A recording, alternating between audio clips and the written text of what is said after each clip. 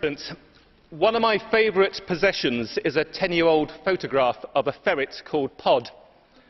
He's looking over my shoulder at a passport I'm holding. Now, Pod was a Manchester ferret, and he was the proud owner of a passport of his own. He had a microchip which demonstrated that he'd been vaccinated against rabies. And a microchip is ideal for a ferret because it's very hard to get a ferret to stay still long enough to have its photograph taken. Now, for 10 years, we've allowed ferrets to have passports, and dogs to have passports, and cats, I suppose, have pussports.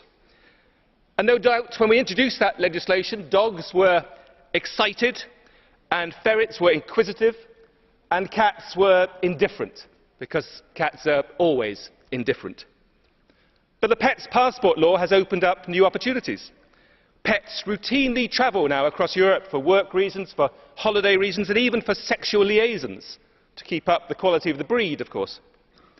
And there are ferret shows in Germany and Italy. I've been looking at Google just yesterday. And at one of the German shows, there's ferrets from the UK and from countries across Europe being exhibited, being paraded around the show ring on leashes.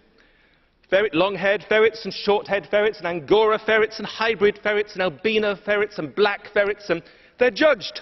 And I'm sure British ferrets there are achieving higher marks in these competitions than their human contenders do in the Eurovision Song Contest. This was good legislation when we agreed it a decade ago. And I know that our rapporteur has spent time ferreting around to try and improve it. The misery for pets of quarantine has gone. Rabies has been kept at bay, and we've taken steps here to promote the principle of free movement in ways which no one country could do alone.